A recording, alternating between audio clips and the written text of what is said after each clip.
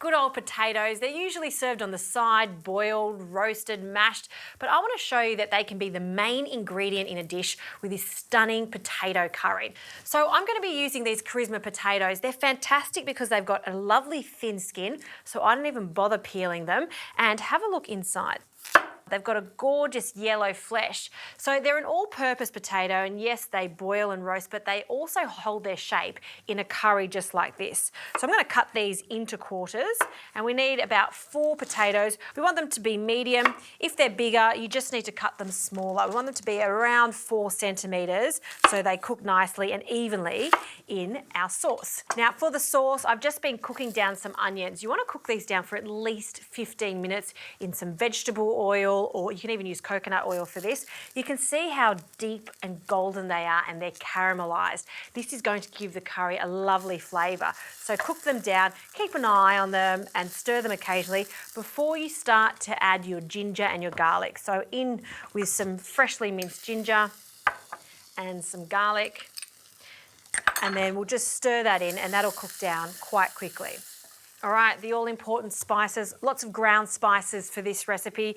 Cumin, ground coriander, some paprika. I also like a little bit of chilli and some garam masala. So they can all go in at once. And for spices that are ground like this, you don't want to over toast them because they'll burn. So you just need a few moments in there to toast. Once you start to smell the aroma of it and it's toasted, it's time to add the next ingredient. So tomato paste, 2 tablespoons of tomato paste. It's also going to thicken up our lovely curry gravy. Okay, you could use stock, but I'm just using water for this. There's loads of flavour in the spices, so water is completely fine. And you'll see it already starts to thicken up nicely.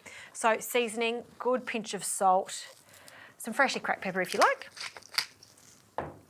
We'll give that one little stir, and that's the base of our potato curry. Now in with our quarters of potato and give them a really good mix so they're completely coated. And the last thing I want to add at this stage is some coconut cream, about 100 mils, and we'll just gently mix that in so there's no lumps. And look at that, already it looks fantastic. But we have to be patient. This now needs to cook with the lid on for about 20 to 25 minutes or until those potatoes are tender. And in the last 3 to 4 minutes, I'm going to add some peas. I don't want to overcook them, I just want to warm them through the curry.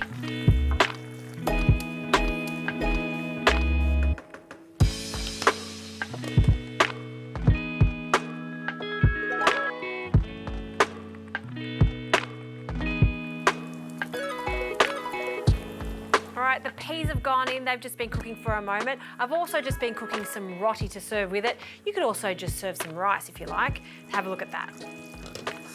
Thick, luscious. You can see all the potatoes are still holding their shape and it smells so good. Alright, let's plate this up.